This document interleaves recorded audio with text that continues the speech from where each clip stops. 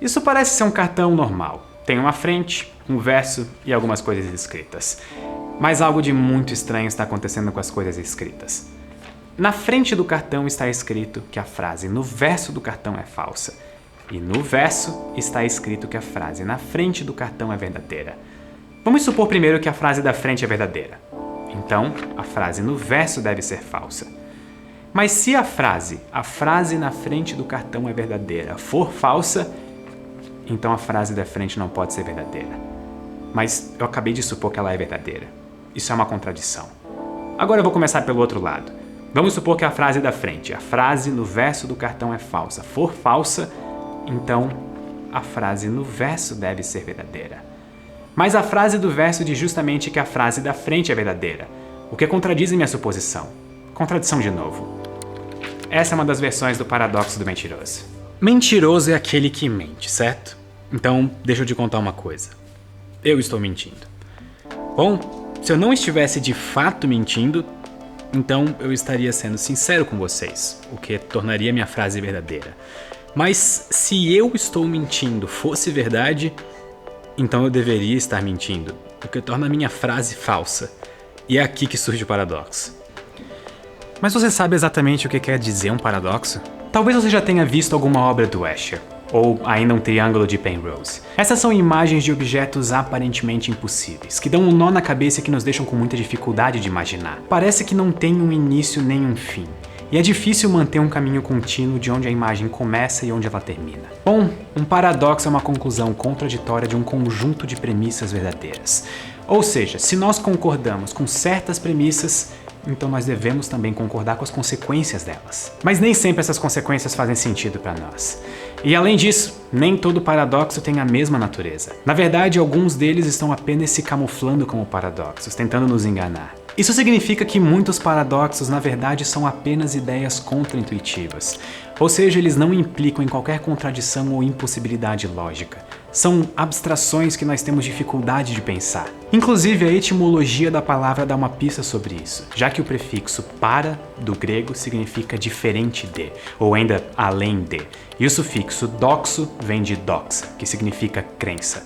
Então, nesse sentido, um paradoxo seria aquilo diferente das nossas crenças. Esses paradoxos camuflados podem ser chamados de falsídicos, uma categoria sugerida pelo lógico e filósofo William Van Orman Quine, na década de 60. Por exemplo, num dos paradoxos de Zenão, Aquiles é um corredor olímpico que vai competir uma corrida de 100 metros com uma tartaruga.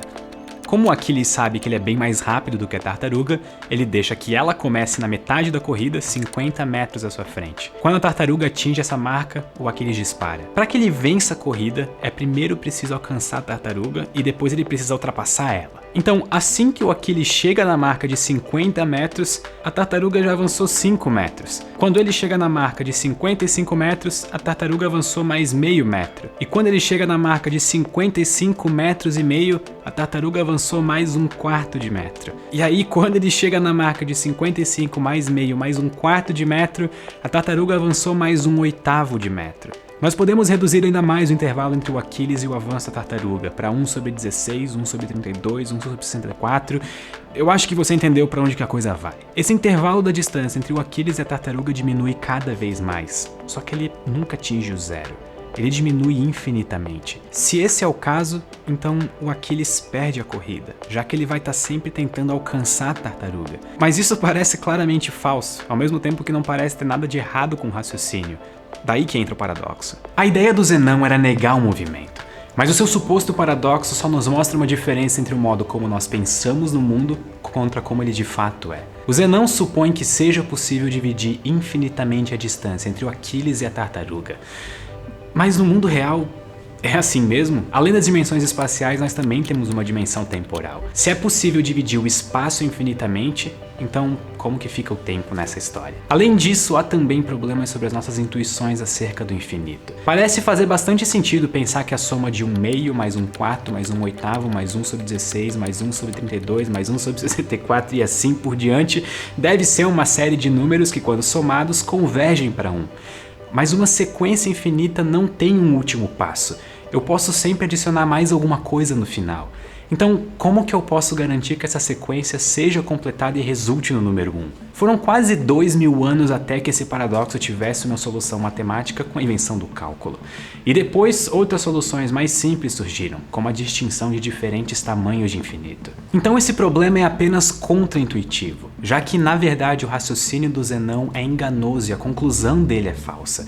Por isso nós podemos dizer que esse é um paradoxo falsídico. Apesar disso, esse tipo de paradoxo não pode ser igualado a uma falácia, já que uma falácia, isso é um argumento falacioso, pode ter uma conclusão verdadeira e não surpreendente. Já os paradoxos falsídicos têm sempre conclusões falsas e surpreendentes, para deixar as pessoas confusas. Porém, existe uma categoria de paradoxos que é oposta a essa, que são os paradoxos verídicos. São casos em que o raciocínio é correto e a conclusão é verdadeira, apesar de contraintuitiva, como por exemplo o paradoxo do Hotel de Hilbert ou ainda o experimento do gato de Schrödinger. Mas hoje eu vou falar sobre o paradoxo do barbeiro. Numa cidade tem um único barbeiro chamado Vladimir, que barbeia todas e apenas as pessoas da cidade que não se barbeiam. Se alguém chega na barbearia, o Vladimir logo pergunta: "Você faz a própria barba?" Se a pessoa responde que sim, então o Vladimir pede que a pessoa saia dali. Se a pessoa responde que não, o Vladimir se prontifica a fazer o seu serviço. Então eu pergunto, quem que faz a barba do Vladimir? Toda pessoa da cidade, incluindo o próprio Vladimir, deve ter a sua barba feita pelo barbeiro apenas se essa pessoa não fizer a própria barba. Então, se o Vladimir não barbeia a si mesmo, o barbeiro pode fazer a sua barba. Mas ele mesmo é o barbeiro. E se o Vladimir fizer a própria barba, ele não vai poder ser barbeado pelo barbeiro, porque, de novo, ele mesmo é o barbeiro.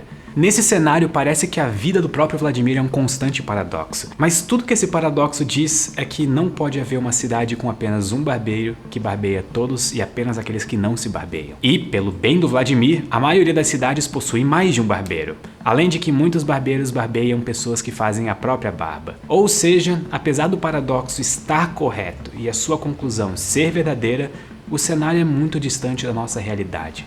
Ninguém acredita que exista tal cidade e tal barbeiro. Mas e se houvesse um paradoxo com um cenário plausível e que de alguma forma faça sentido com as nossas crenças sobre o mundo? Ou seja, um paradoxo com um raciocínio bom e provável, mas que produz um resultado absurdo. Esse tipo de coisa existe e se chama antinomia. Antinomias são paradoxos especiais que não são classificados nem como falsídicos, nem como verídicos. Ou seja, eles não podem ser falsos, mas eles também não podem ser verdadeiros. Esse é o caso do paradoxo do mentiroso que eu falei no início do vídeo. Lembra desse cartão? A verdade da primeira frase depende da verdade da segunda frase, que por sua vez depende da verdade da primeira frase, mas a verdade da primeira depende da segunda. E eu podia ficar eternamente aqui indo de um lado para o outro desse cartão. E esse é um problema de circularidade, já que a segunda frase é a referência da primeira e a primeira frase é a referência da segunda. As referências entram num ciclo vicioso. Já no caso de eu dizer "eu estou mentindo", a verdade do que eu falo depende do que eu mesmo falo. Ou seja, ela exige uma referência a si mesma. Esse é um problema muito comum de autorreferência, quando uma pessoa, frase ou ideia fala sobre si mesma. Inclusive é a partir dessa autorreferência que muitos paradoxos surgem, como por exemplo o do barbeiro. Porém, nem tudo que é autorreferente é paradoxal. Eu posso construir uma frase que faz referência a si mesma, mas que não é contraditória. Por exemplo, o que eu acabei de falar foi dito em português. Inversamente, nem todo paradoxo é autorreferencial, como por exemplo o paradoxo de Zenão. Eu falei sobre algumas categorias de paradoxos, os falsídicos, os verídicos e as antinomias. Mas ainda existe uma outra ideia um pouco mais bizarra, só que também mais controversa. Dizer que existem coisas que são verdadeiras e falsas ao mesmo tempo. Porque sim. Ou seja, dizer que existem contradições verdadeiras e para isso se dá o nome de dialeteia. Essa seria uma forma de resolver alguns paradoxos ao simplesmente aceitá-los como verdadeiros e falsos ao mesmo tempo. Mas é muito estranho aceitar essa ideia, porque ela viola uma lei do raciocínio muito bem estabelecida entre nós, de que algo não pode ser e não ser ao mesmo tempo. Mas será que essa forte intuição nossa se aplica a todas as coisas? Há quem diga que não. Os dialeteístas pensam que existem coisas por aí que são e não são ao mesmo tempo. Ou seja, existem dialeteias.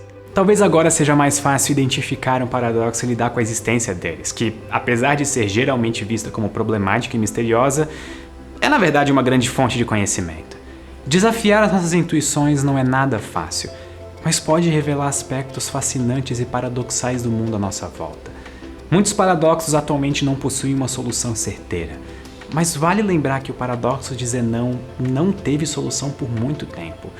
E isso nos faz pensar que alguns paradoxos que hoje parecem insolúveis poderão ter uma resposta no futuro, com o avanço do nosso conhecimento sobre o mundo. O meu conselho para vocês é: tomem cuidado com os paradoxos, porque o mundo está repleto deles. É uma selva de paradoxos. Muito obrigado e até a próxima. Foi muito difícil de deixar o Plank nessa posição para gravar esse take, então se vocês quiserem se inscrever no canal e curtir esse vídeo para ajudar, vai ajudar bastante, eu vou ficar muito feliz com vocês.